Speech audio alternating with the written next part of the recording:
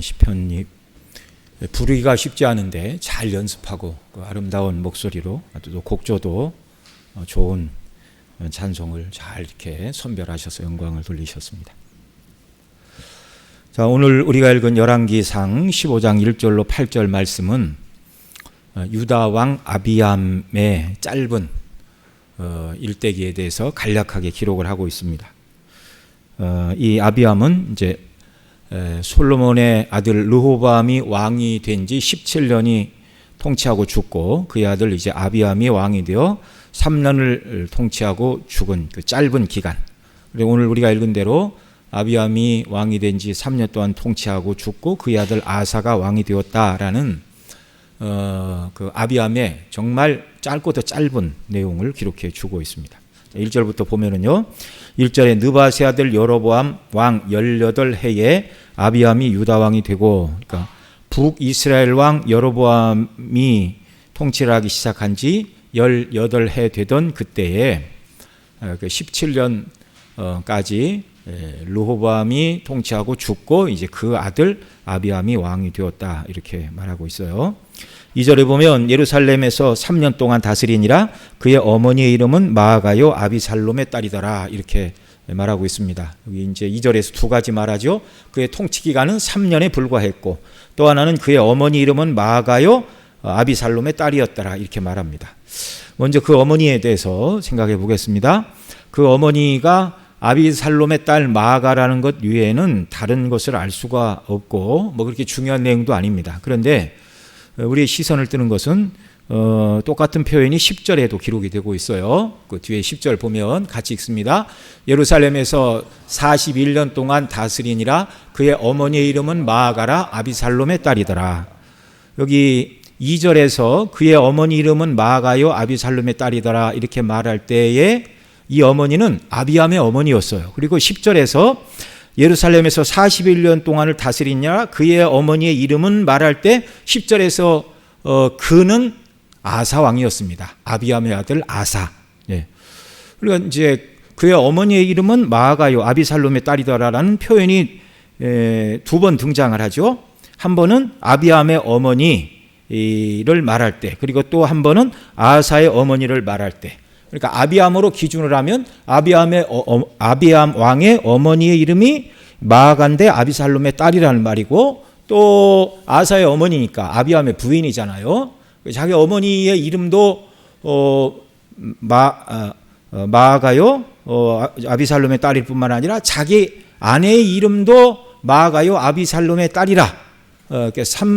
2절과 10절을 보면 이제 그렇게 보여요. 네. 그래서 뭐 같은 동명이인일 수 있죠. 동명이인. 그러니까 이름이 아비암의 어머니도 마아가고 또 아비암의 아내 이름도 마아가고, 공교롭게도 자기 아내와 그다음에 자기 어머니, 그러니까 자기 장인과 또 외할아버지 이름이 아비살롬일 수도 있어요. 네. 그러나 이제 이름이 다른 동명이인으로 볼 수도 있죠. 그러나 이 아비암 왕에 대해서 말씀하는 구절이 역대하에 있습니다. 역대하 13장 1절로 2절에 보면 이렇게 말해요. 우리 화면 보고 같이 읽습니다. 여로보암 왕 18째 해에 아비야가 유다 왕이 되고 예루살렘에서 3년 동안 다스리니라. 그의 어머니 이름은 마가야요 기브앗 사람 우리엘의 딸이더라. 아비야가 여로보암과 더불어 싸울세 이렇게 말하고 있어요. 그러니까 앞서는 둘 다 이렇게 마아가요 그랬는데 여기는 미가야요 이렇게 말하죠. 미가야요 기브앗 사람 우리아의 딸이더라 이렇게 말하고 있습니다. 이게 뭐 이렇게 사람 이름이 조금 다른 건 대단히 중요한 건 아닌데, 어떤 분들은 2절과 4절에 왜 어머니도 그 부인도 이름이 똑같고 아버지 이름도 똑같은가? 여기에 이제 딱 꽂히면 이제 그 다음 이후에 설교가 안 들리는 사람들이 있어요. 그 어떤 목사님이 이렇게 설교하다가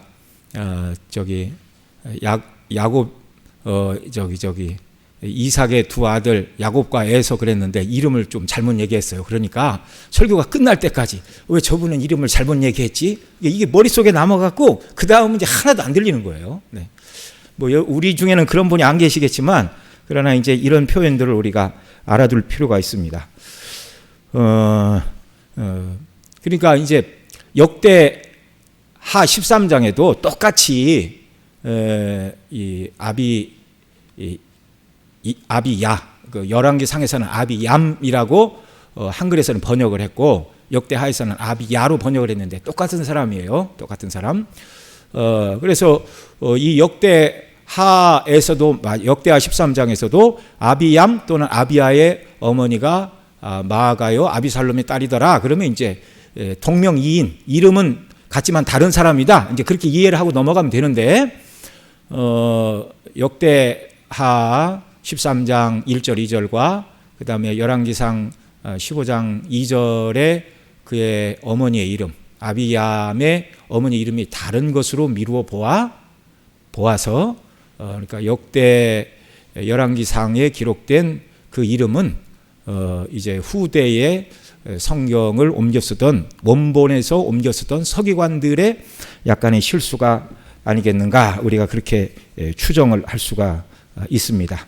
그러니까 실제 이름은 이제 역대하 13장에서 말하는 미가야요, 그 누구의 딸이라고 그랬죠?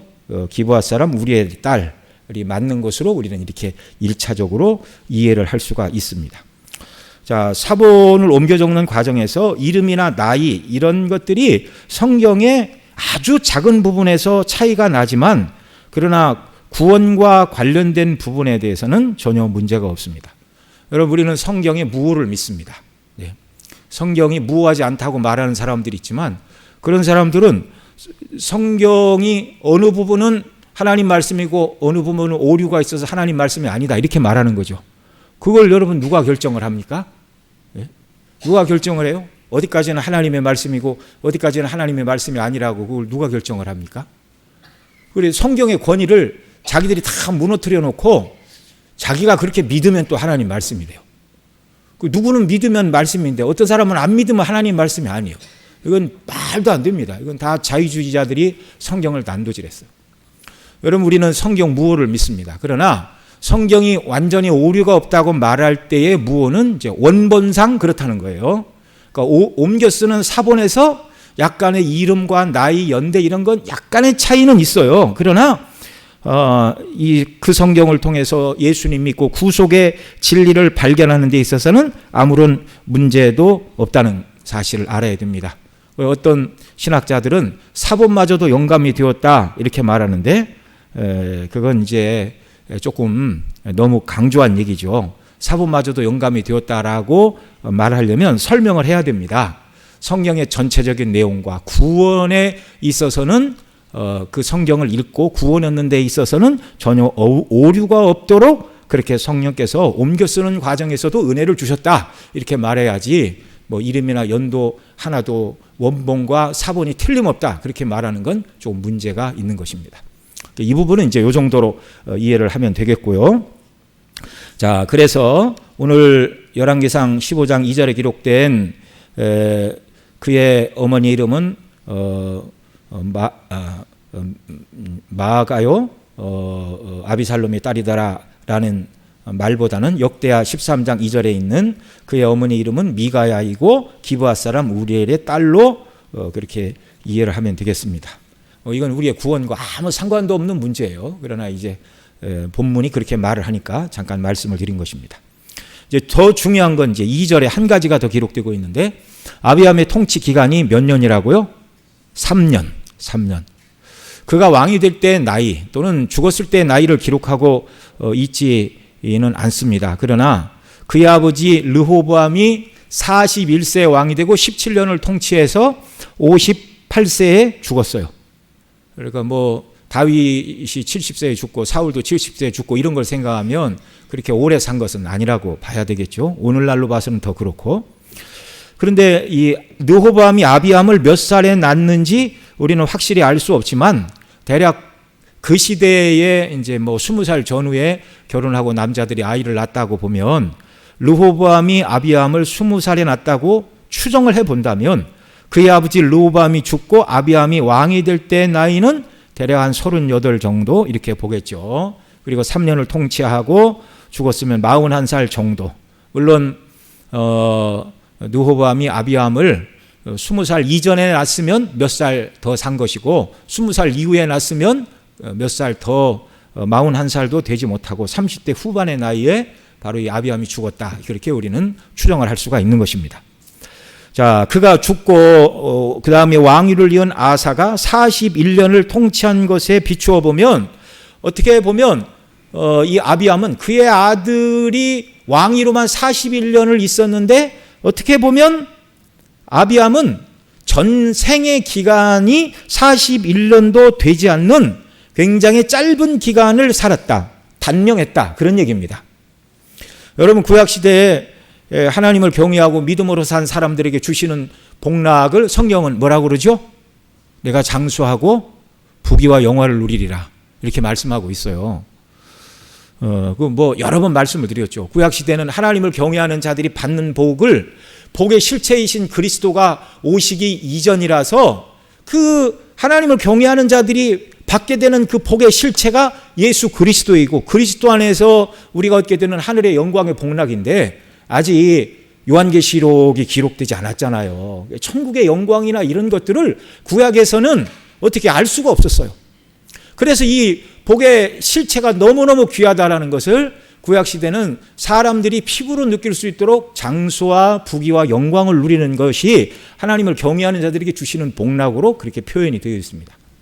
이제 이 부분을 잘 설명하고 있는 것이 이제 칼빈이 쓴 기독교 강요에 보면 구약과 신약의 차이점에 대해서 길게 아주 자세하게 잘 설명을 해주고 있어요. 자, 그러나 신약에서는 다르죠. 신약에서는 복의 실체이신 그리스도가 오셨습니다. 그러니까 예수님 잘 믿는 자들에게 주시는 최고의 복은 그리스도의 십자가의 대속의 은혜와 사랑을 온전히 깨닫고 주님과 생명의 교제가 충만하고 그러한 삶 속에서 기쁨과 평가가 만족을 누리고 장차 하나님 나라가 그 주님과 더불어 영원히 살 것이 성경이 궁극적으로 저와 여러분에게 약속하고 있는 복의 실체인 줄 믿으시기 바랍니다. 예. 우리 교회는 늘 이것만 가르쳤잖아요. 그럼에도 불구하고 세상을 주십시오. 물질을 주십시오. 왜 그건 안 주십니까? 이렇게 막 기도하면 오전에 말씀드렸다시피 광야의 삶에서 벗어나 세상으로 들어가는 삶이 되는 거예요. 환난과 고난이 많이 따른다는 것을 꼭 기억하시기 바랍니다. 저는 주께서 여러분 모두에게 평안함도 주시고 물질도 주시고 번영도 주시기를 원합니다. 그러나 그것에 매이지는 마시기를 바랍니다. 우리는 그리스도에게 매인 사람들이에요. 그 사랑에 감격받고 그 사랑에 매인 사람으로 이 땅을 살아가야 하는 것입니다. 자, 구약에서는 하나님을 경외하는 사람들에게 주시는 복이 장수와 물질의 복이라고 그랬는데 그런 면에서 이 아비암은 장수하지 못하였다는 말이고 다른 말로 바꾸면 하나님께서 기뻐하실 만한 신앙인은 아니었다. 그런 얘기입니다. 그 증거가 그 다음 구절 3절에 이렇게 말하죠. 오늘 본문 3절 같이 읽습니다. 시작. 아비암이 그의 아버지가 이미 행한 모든 죄를 행하고 그의 마음이 그의 조상 다윗의 마음과 같지 아니하여 그의 하나님 여호와 앞에 온전하지 못하였으나. 자, 여기 아비암에 대해서 한 줄로 평가를 하고 있죠. 뭐라고요? 아비암이 그의 아버지가 이미 행한 모든 죄를 행하고 그의 마음이 그의 조상 다윗의 마음과 같지 아니하여 하나님 앞에서 온전하지 못했다. 여러 시간 전에 말씀을 드렸죠. 다윗 왕국의 후손들의 왕들을 평가하는 기준이 누구라고요? 다윗이라고요. 다윗과 같아서 그러면 이 왕은 어떤 왕? 선한 왕. 하나님을 경외하고 마음을 다해 하나님을 사랑하고 그 율법대로 순종하려고 했던 경건하고 선한 왕. 그러나 그 조상 다윗과 같지 않아서 그러면 이 왕은 누구라고요? 악한 왕. 우상 숭배자요 율법을 버린 왕들이었습니다. 오늘 3절에 말하고 있는 아비얌에 대한 열왕기상을 기록한 성경 기자의 평가는 뭐예요? 이 사람이 선한 왕이라는 거예요? 악한 왕이라는 거예요? 악한 왕이라는 거예요. 다윗과 같지 않은 왕이라는 거예요. 그의 아버지 르호보암 그 르호보암은 그의 아버지 솔로몬에게 배운 모든 우상 숭배를 다 행했는데 마음이 하나님에게서 떠난 우상 숭배자요 여호와 앞에서 온전하지 못한 사람이다. 그래서 2절에 아비암이 3년만 통치하고 죽은 것에 대한 구약식의 설명이 여기서 이루어지고 있는 것입니다. 여러분, 그 조상 다윗과 같아서 참 이런 평가를 후대 왕들이 받는다면 얼마나 영광스러워요. 저와 여러분도 하나님께서 우리를 보실 때 참 믿음의 사람 다윗과 같아서 또는 신약의 그리스도의 사랑으로 말미암아 그 사랑이 우리를 강권하는도다 그렇게 말하잖아요. 사도 바울이. 그래서 이 땅에 나의 남은 삶은 나를 위한 삶이 아니라 그리스도의 강권하시는 사랑을 따라 나를 위하여 죽으셨다가 다시 사신 그분을 위해서 사는 것이 나의 생애다. 사도 바울은 자신의 생애를 그렇게 이해를 했어요.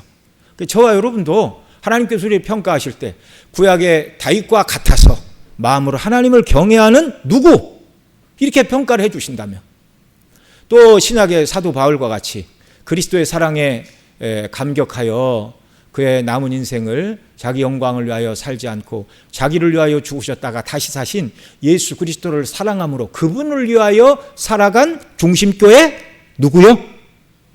누구요? 자기 이름을 대야죠. 자기 이름을. 중심교회 김태선. 네. 저와 여러분 모두가 주 앞에서 이런 평가를 받기를 바랍니다. 이것만이 이 땅을 살아감에 있어서 성도가 살아가야 될 정말 단 하나의 오직 유일한 이유를 찾으라면 그것입니다. 온전히 하나님을 사랑하고 하나님을 섬기고 하나님이 보실 때 기뻐할 사람으로 우리가 발견되는 것, 그런 사람으로 하나님께 영광을 돌리며 살아가는 것. 예. 여러분 하나님 뜻대로 살지 못한 아비암, 그의 마음이 그의 조상 다윗과 같지 아니하여 이것은 하나님 보실 때 악한 왕이에요. 악한 왕. 여러분 이 세상 가운데 악한 사람들이 덜어 있습니까? 없습니까? 있죠. 악한 사람들을 보면 저 사람 참 악해 그렇게 말할 때 우리가 상종할 만한 사람이 아니야, 배울 것이 없어 그런 사람이지만 그 악한 사람 옆에 잘 가지 않아요. 왜냐하면 혹시 그 악한 사람 때문에 내가 어떤 해를 입을까 싶어서 악한 사람 옆에 가지 않습니다. 그러나 하나님께서 악한 사람이라고 평가하시는 그 사람에 대하여 하나님도 두려워하실까요? 아니에요. 하나님이 악한 자라고 평가하시는 그 사람은 하나님의 멸시의 대상인 줄을 아시기 바랍니다. 무슨 대상이라고요? 멸시와 징계와 심판의 대상. 시편 2편이 말씀하는 대로 여호와와 그 기름 부은 자를 대적하고 그 멍에를 끊자 말하는 자에게 여호와께서 뭐라고 그래요? 비웃으시리로다. 그리고 그분이 세우신 아들 메시아가 철장으로 질그릇같이 그슬을 부수신다. 예. 악한 자들은 하나님 앞에 별 가치가 없는 자들입니다. 우리는 앞서 그 여로보암이 우상 숭배를 행하고 그 다음에 아들이 병들자 아내를 변장시켜 선지자에게 이렇게 보냈을 때 그 선지자가 앞일을 예언하면서 그러잖아요. 여로보암의 집에 난 자들은 매인자나 노인자나 거름과 같이 말갛게 쓸어버리리라. 말갛게 쓸어버리리라. 하나님은 그런 악인들을 말갛게 쓸어버리십니다. 예수님 재림하시는 날 마지막 심판의 때예요. 그때는 모든 사단 마귀와 그 마귀의 앞잡이 노릇했던 짐승들과 또 사단의 인마진 자로서 혁격한 공로를 세우고 살아가던 악한 자들, 그리고 이 모든 자들을 다 우리 주님이 불과 유황에 타는 못에 던지시고 세상 역사는 끝나는 거예요. 그리고 저와 여러분에게는 영원한 영생의 나라, 하나님 나라, 영광의 나라가 예비되어 있는 줄 믿으시기 바랍니다. 네. 이런 말씀들을 들을 때마다 우리의 마음을 늘 끌어올려 하늘 영광을 바라보고 살아야 돼요. 우리 연약해서 주일은 이렇게 말씀 듣고 그래 하나님 나라 바라보고 살아야지. 그러니까 월요일 날 가면 여러 가지 어려움이 없어서 물질이 없고 뭐가 없고 막 불평불만하고 남들이 가진 걸 내가 못 가진 것을 인하여 한탕하고 하나님 앞에 원망하며 살아가지 않기를 바랍니다. 예, 이 세상에 내가 원하는 것들을 다 이루는 건 다 예수님 오시면 불타버리고 없어질 것들이에요. 그거에 주목하지 말고 하나님 나라에 주목하고 우리를 구원하신 예수 그리스도의 대속의 사랑과 은혜에 우리 마음을 온전히 빼앗기는 이런 역사가 있기를 바랍니다. 우리 2층에 우리 청년들 학생들도 있는데 우리 청년들 내가 무엇을 해야 이 세상을 얻고 행복하게 살아갈까 그런 고민을 하느라고 밤낮 잠 못 자지 마시고 하나님 사랑하는 일 그 하나에만 최선을 다하시기 바랍니다. 그러면 여러분의 남은 인생도 하나님이 복되게 하시고 여러분을 사용하여 영광을 받으실 줄 믿으시기 바랍니다. 그게 성도가 가야 될 바른 믿음의 길이에요. 네. 여러분 공부를 많이 한다고 그거 하나님 다 붙들어 쓰는 거 아닙니다. 공부를 못했다고 하나님 안 쓰시는 거 아니에요. 그의 중심이 하나님을 향하고 있고 그의 마음이 온전히 하나님을 의지하고 사랑하고 있는가. 하나님은 그거 하나만 보십니다. 전능하신 아버지 그것만 보십니다. 자, 그래서 또 4절 봅니다. 자, 이 왕, 하나님 보시기에 가치 없는 왕, 하나님 그냥 버리시면 끝이에요. 예. 그래서 하나님이 아비암을 버리셔도 되고, 왕위를 폐지시켜도 되고, 이 사람 대신 다른 혈통의 사람을 왕으로 세워도 되고, 유다가 문을 닫도록 하셔도 되나? 하나님은 그렇게 하지 않으셨어요. 그렇게 하지 않으셨어요. 솔로몬, 그의 아들 르호보암, 또 그의 아들 아비암까지 대대 이르러 3대가 우상 숭배하고 하나님을 마음에 두지 않고 다윗과 다른 길을 갔음에도 불구하고 하나님이 그들을 다 멸하지 않으십니다. 그 이유가 뭐예요? 4절에 있습니다. 4절 같이 읽습니다. 그의 하나님 여호와께서 다윗을 위하여 예루살렘에서 그에게 등불을 주시되 그 아들을 세워 뒤를 잇게 하사 예루살렘을 견고하게 하셨으니. 그러니까 열왕기상 15장의 말씀으로 보면 아비암은 하나님 보시기에 그렇게 가치가 있는 삶이 아니었어요. 그러면 하나님이 버리셔도 되는데 버리셨다고요? 안 버리셨다고요? 안 버리셨대요. 왜요? 그의 하나님 여호와께서 누구를 위하여? 아비암을 위하여? 아니요. 누구를 위하여? 다윗을 위하여. 다윗 때문에. 다윗과 맺으신 다윗 언약 때문에. 변치 않는다고 약속하신 그 소금 언약 때문에 예루살렘에서 그에게, 여기 말하는 그는 누굽니까? 여기 4절에서 말하는 그에게 등불을 주시되 말할 때 그는 누굽니까? 지금 우리가 누구 살펴보고 있어요? 다윗하고 막 섞여 있으니까 다윗을 위하여 예루살렘에서 그에게 등불을 주시되 말할 때 그는 누구예요? 아비암. 네, 부끄러워하지 마시고 틀려도 좋으니까 크게 말씀하세요. 아비암에게 등불을 주셨대요. 누구 때문에?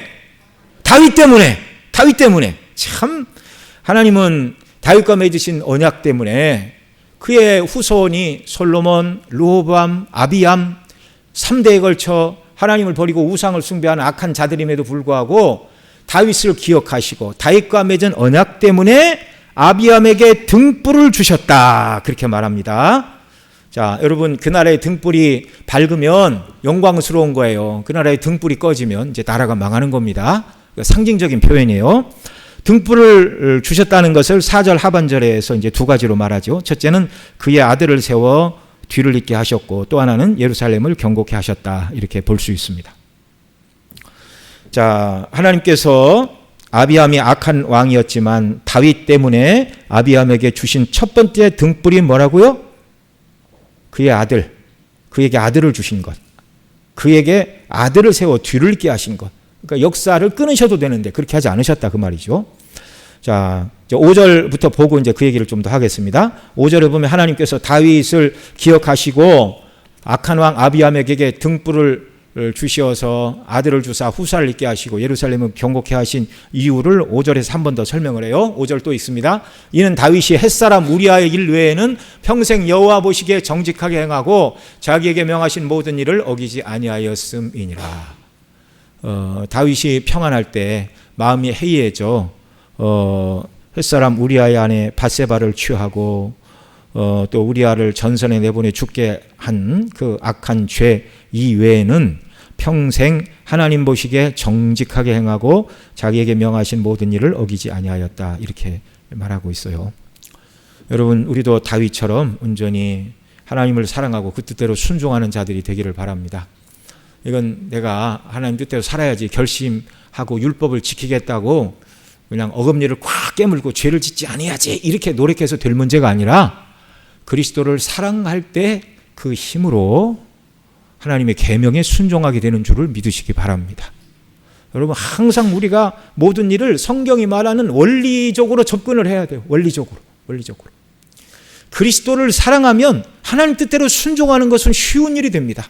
그런데 그리스도에 대한 사랑이 없이 하나님 뜻대로 살려고 그러면 이를 바득바득 깔면서 바리새인처럼 의식으로 행할 수밖에 없는 거예요. 여러분, 그리스도를 사랑함 없이 주일에 교회 나와 예배 드리고 막 이러기 쉬운 일 아니잖아요. 그런데 하나님 주일 지키라고 그랬으니까, 그리스도는 사랑하지 않아요. 근데 주일을 잘 지키라고 그랬으니까, 천국 가야 되니까 내가 갈 데가 너무 많은데 내가 할 수 없이 오늘 와준다. 그리고 여기 온 사람이 있다면 목사가 무슨 설교를 하는지 귀에도 안 들어오고, 남들은 은혜 받는데 저 사람은 왜 저래 이렇게 뚫레뚫레 쳐다보고, 재미가 없어요. 재미가, 신앙생활에. 여러분, 우리는 그렇게 신앙생활을 하는 사람이 아니라 예수님의 십자가의 대속의 사랑과 그 은혜 때문에 정말 뜨겁게 하나님 아버지 예수님 사랑하고 예수님 사랑 때문에 계명 지키는 것이 기쁨이요 즐거움이 되는 자들이 되시기를 원합니다. 그런 은혜를 달라고 우리가 기도해야 돼요. 자, 그러면 하나님께서 이 다윗을 기억하여 아비암에게 주신 등불 두 가지. 첫째, 이 등불을 밝히심으로 그 나라가 견고해서 들어가신 첫 번째 등불이 뭐냐면 그의 후사를 주셨다. 그의 후사는 누구냐면 이제 다음 시간에 살펴보겠지만 9절 이하에 기록되고 있는 아사 왕이 되겠습니다. 아사 왕. 뒤에 11절 말씀해 보면 아사에 대하여 이렇게 말해요. 11절 같이 읽습니다. 시작. 아사가 그 조상 다윗과 같이 여호와 보시기에 정직하게 행하여. 아멘. 하나님께서 다윗을 기억하사 악한 왕 아비암에게 누구를 주셨다고요? 아사. 그런데 이 아사는 어떤 왕이에요? 그 조상 다윗과 같이. 이것이 우리의 마음을 시원하게 합니다. 그 조상 다윗과 같지 아니하여 이러면 참 고통스러운데, 그 조상 다윗과 같이 여호와 보시기에 정직히 행하여. 여러분, 하나님께서 우리 마음을 붙들어 주시지 않으면 우리가 다윗과 같이 하나님을 사랑할 수 있어요, 없어요? 있어요, 없어요? 없어요. 그런데 아사가 그 조상 다윗과 같이 여호와 보시기에 정직히 행하여 라는 이 말씀은요, 하나님이 솔로몬과 르호보암과 아비암은 은혜를 주시지 않고 내버려 두신 거예요. 물론 하나님을 섬기지 못하게 한 건 아닙니다. 그러나 적극적으로 신학으로 얘기하면 복음의 영광을 온전히 깨닫고 그 뜻대로 순종하도록 성령을 부어주신 건 아니라 그런 말이에요. 그런데 이런 일을 하나님이 아사로 하여금 뒤를 잇게 하시고 아사에게 이런 은혜의 복을 주셨어요. 그래서 아사가 그 조상 다윗과 같이 여호와 보시기에 정직히 행하여 41년을 왕위로 있었고 나라가 튼튼히 세워지는 그런 은혜를 주셨습니다. 물론 이제 다윗의 생애에도 오점이 있었잖아요. 밧세바 우리아의 아내를 취한 것. 근데 이 아사의 41년간 다윗보다 1년을 왕위로 더 있었는데 그 아사도 노년에 또 이렇게 한 가지 연약한 부분이 있었지만 그러나 인생 대부분의 순간은 하나님을 경외하는 왕으로 살아갔다. 이렇게 말씀하고 있습니다. 다윗 때문에 경건한 후사 아사를 세워주시고 하나님의 뜻대로 다시금 우상을 버리고 백성들과 모두가 하나님께로 돌아오는 그런 은혜를 주셨다라는 말입니다.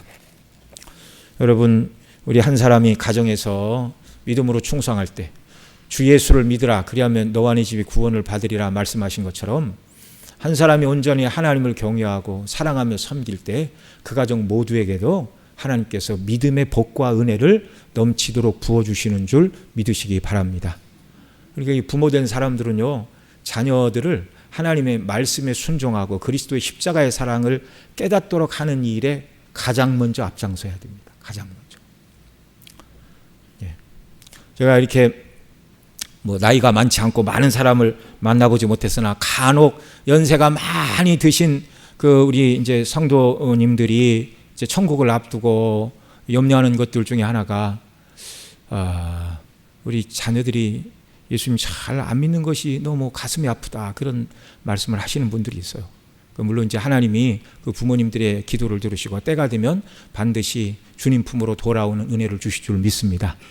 그런 은혜를 주시기를 기도해야 되지만, 그러나 부모 입장으로서 자녀를 키울 때 꼭 기억해야 될 것은 자녀에게 있어서 우선순위가 하나님보다 공부가 먼저 돼서는 안 되는 거예요.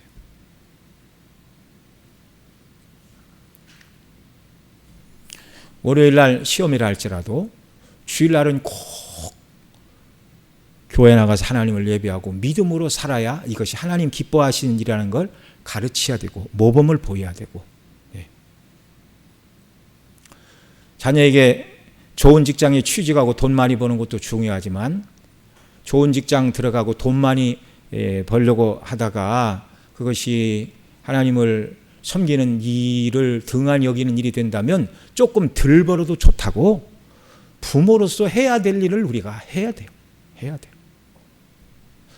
그렇게 잘 가르쳐도 하나님이 은혜 주셔야만 자녀가 믿음으로 서지만, 최소한 부모로서 우리 개개인이 정말 다윗과 같이 믿음으로 견고히 설 때 하나님께서 그런 부모들의 믿음의 섬김을 통하여 자녀들에게 더더욱 은혜를 주시는 줄을 믿으시기 바랍니다. 그 다음 하나님께서 다윗을 위하여 예루살렘에 주신 등불은 예루살렘을 경고케 하셨다라는 말씀입니다. 자, 오늘 본문 6절 7절 또 같이 읽습니다. 시작. 르호보암과 여로보암 사이에 사는 날 동안 전쟁이 있었더니 아비암과 여로보암 사이에도 전쟁이 있으니라. 아비암의 남은 사적과 그 행한 모든 일은 유다왕 역대지락에 기록되지 아니하였느냐. 여기 6절에서는 아비암의 아버지 르호보암과 북이스라엘의 첫 번째 왕 여로보암 사이에도 전쟁이 있었고, 그리고 르호보암이 죽은 다음에 르호보암의 아들 아비암과 북이스라엘 왕 여로보암 사이에서도 뭐가 있었다고요? 전쟁이 있었다고요. 전쟁이. 그런데 이 전쟁에 남쪽 유다가 패하지 않도록 하나님이 예루살렘을 붙들어 주셨다라는 말입니다. 그러니까 언뜻 생각하면 북쪽은 몇 지파죠? 10지파. 남쪽은 한 지파 반 해야 되나요? 유다 지파, 베냐민 지파가 있으니까, 유다와 베냐민 지파가 있으니까. 그러니까 10대 12라 할지라도 2로 약분하면 5대1이에요. 5대1. 군사력이. 땅 넓이도 그렇고 군인 숫자도 그렇고, 물론 이제 그 뒤에 가서 이제 우리 역대하 13장도 가서 이제 그때 전쟁에 대해서 살펴보겠지만, 아비암에게는 유다와 베냐민에서 군사를 일으키니 50만이었어요. 그런데 북쪽 여로보암은 10지파에서 군사를 일으키니 80만입니다. 그러니까 50만 대 50만이 아니라 40만이었어요. 남쪽 유다와 베냐민에서 일으킨 군사의 수가 40만, 북쪽 여로보암이 일으킨 군사는 80만. 몇 배입니까? 2배인데요. 그 2배도 남쪽에서는 쉽게 얘기하면 박박 긁어모은 숫자가 40만이고, 북쪽 여로보암은 인구수가 많으니까 그냥 널널한 사람 중에 다 모집하지 않은 것이 80만이에요. 그러니까 40만 대 80만이 싸우면 누가 이깁니까? 누가 이겨요? 80이 이기죠. 근데 그 뒤에 보면 가서 읽죠. 자, 역대하 13장 1절. 자, 화면 같이 보겠습니다. 시작. 여로보암 왕 18째 해에 아비야가 유다 왕이 되고 예루살렘에서 3년 동안 다스리니라. 그의 어머니 이름은 마아가요 기브아 사람 우리엘의 딸이었더라. 아비야가 여로보암과 더불어 싸울새. 그 다음 3절. 아비야는 싸움에 용감한 군사 40만 명을 택하여 싸움을 준비하였고, 여로보암은 큰 용사 80만 명을 택하여 그와 대진한지라. 이렇게 말하고 있어요. 40만 대 80만의 군사력. 정말 이건 그렇게 쉽지 않은 군사입니다. 그 다음에 이제 조금 더 보겠어요. 조금 더 쭉 이렇게 보면 띄워서 13절 보겠습니다. 역대하 13장 13절 같이 읽습니다. 시작. 여로보암이 유다의 뒤를 둘러 복병하였으므로 그 앞에는 이스라엘 사람들이 있고 그 뒤에는 복병이 있는지라. 그러니까 어려운 말 아니죠?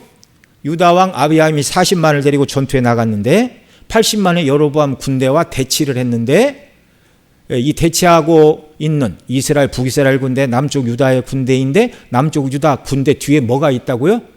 복병이 있대요. 복병. 이 복병은 뭐예요? 여기 북이스라엘 왕 여로보암이 80만 중에 일부를 나누어 유다 군대 뒤로 진을 쳤다 그런 말입니다. 그러니까 앞뒤로 둘러싸인 거예요. 샌드위치가 됐어요. 쉽게 얘기하면 군사도 2배이고 앞에서 싸우고 뒤도 싸우고. 여러분 전투는 뒤가 든든해야 싸움을 할 수 있는 겁니다. 근데 뒤가 허전해요. 앞에서 싸우는데 뒤에서도 화살이 날라와요. 싸울 수 있어요? 없어요? 이건 몇 프로 지는 싸움이에요? 100% 지는 싸움이에요. 100% 지는 싸움. 그런데 이런 싸움에서 하나님이 어떻게 하셨어요? 은혜를 주셨어요. 은혜를 주셔서 그 뒤에 보면 이스라엘 백성들이 복병이 있는지라. 그 다음 14절부터 좀 몇 절 읽을까요? 역대하 13장 14절. 유다 사람이 뒤를 돌아보고 자기 앞 뒤에 적병으로 말미암아 여호와께 부르짖고 나팔을 부니라.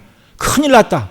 하나님께 부르짖고 하나님 앞에도 적이고 뒤에도 적이고 군사도 우리의 두 배네요. 하나님 불쌍히 여겨주세요. 부르짖고 제사장이 전쟁을 알리는 나팔을 불었어요. 유다 사람이 소리 지를 때 하나님이 여로보암과 온 이스라엘을 아비야와 유다 앞에서 치시니. 자, 40만 갖고 80만 앞뒤로 둘러싼 복병도 있는 여로보암의 군대를 누가 이겼다고요? 여호와께서 치시니. 누가 싸워주셨어요? 하나님께서. 누구 때문에? 다윗 때문에. 다윗 때문에. 이스라엘의 등불이 꺼지지 않도록. 첫째로는 경건한 왕 아사를 그의 후사로 주셨을 뿐만 아니라 80만 대 40만의 군사 앞뒤에 복병으로 쌓여서 괴멸할 수밖에 없는 그 순간에 하나님이 나가서 대신 싸우사 북이스라엘 군사가 몇 명이 죽었다고 그래요. 그 다음에 쭉 보면 50만인데 몇 절이 기록되고 있습니까? 17절 같이 읽죠. 아비야와 그의 백성이 크게 못지르니 이스라엘이 택한 병사들이 죽임을 당하고 엎드러진 자의 수가 50만 명이었더라. 남쪽 유다가 동원한 군사보다 훨씬 많은 북이스라엘의 군사가 죽었어요. 물론 여러분 동족끼리 이런 싸움을 해서는 됩니까? 안 됩니까? 안 되죠. 그런데 이건 뭐예요? 지금 다윗의 왕국을 무너뜨리는 것은 오늘 우리가 오전에 배운 것으로 하면 남쪽 유다의 군대는 이를테면 여자의 후손들이고 북쪽 이스마엘의 군대는 뱀의 후손들인 거예요. 이들이 남쪽 유다 싹 밀고 내려와 아비암을 죽이고 그의 모든 왕자들을 다 죽여버리면 다윗의 가문이 문을 닫습니까? 안 닫습니까? 문을 닫죠. 그런데 하나님은 다윗의 후손 가운데 메시아를 보내기로 작정을 하셨어요. 그러니까 이게 어떻게 보면 동족 간의 싸움이 아니라 하나님의 백성과 원수와의 싸움에서 하나님이 그 백성을 지키시고 보호하시는 것입니다. 어떻게 하다가 하나님을 경외하던 북이스라엘 백성이 하나님의 원수가 되어서 하나님의 치심을 받아 죽고 있습니까? 이유는 뭐예요? 우상숭배.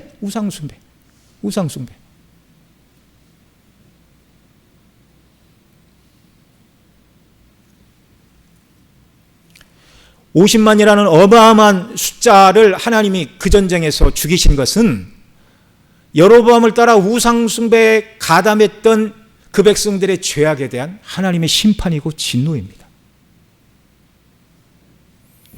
여러분, 하나님은 절대로 만홀히 여김을 받지 않는 분이라는 걸 우리가 기억해야 돼요. 무엇으로 심든지 그대로 거두리라. 신약에 있잖아요. 갈라디아에서. 무엇으로 심든지 그대로 거두리라. 자, 여러분 말씀을 정리합니다. 오늘 우리가 읽은 열왕기상 15장 1절로 8절에 보면 르호보암의 아들 아비암은 경건한 왕이 아니었어요. 그 조상 다윗과 같지 않은 우상 숭배자요. 하나님도 섬긴다고 하지만 마음이 나뉘어 우상도 섬기고 세상 방식도 의지하는 악한 왕이었어요. 그럼에도 불구하고 이스라엘의 등불을 꺼트리시지 않고 등불을 환하게 밝혀주신 것은 다윗 때문인데 다윗을 인하여 경건한 아들 아사를 주시어 왕위를 잇게 하셨고 그 다음 여로보암과의 40만 대 80만 이 싸움에서 하나님이 오히려 여로보암의 군대를 치심으로 말미암아 하나님을 섬기는 믿음에서 배반하여 우상을 숭배하는 북이스라엘 지파 50만 명을 죽이고 다윗 때문에 하나님께서 메시아를 통하여 다윗의 후손으로 오실 메시아. 그러니까 궁극적으로 다윗을 위하여 그 말을 신약의 용어로 바꾸면 예수님 때문에 유다의 승리를 주신 거예요. 저와 여러분들의 삶이 예수님 때문에 삶이 되시기를 바랍니다. 우리가 예수님 때문에 이렇게 하고 예수님의 복음 때문에 예수님의 몸된 교회 때문에 이런저런 일을 했다라고 하나님 앞에 말할 수 있어야 되고, 우리의 삶을 하나님 보실 때 저 사람이 내 아들 누구가, 내 딸 누구가 왜 이렇게 행동하지? 아, 예수 때문에 저렇게 행하는구나. 이런 평가를 하나님 내리시면 그 사람의 모든 생애는 하나님의 보호와 위로 속에 살아가는 복된 삶이 되는 줄을 믿으시기 바랍니다. 이런 은혜를 주님께서 저와 여러분 모두에게 넘치도록 부어주시기를 바랍니다. 기도하시겠습니다. 우리 이 시간 들은 말씀 붙들고 함께 기도합니다. 하나님, 우리가 다윗처럼 마음을 다하여 하나님을 사랑하게 하소서. 신약의 사도 바울처럼 나를 구원해 주신 그리스도의 사랑에 정말 감동하고 그 사랑 때문에 그 사랑이 나를 감동하여 정말 살든지 죽든지 주님의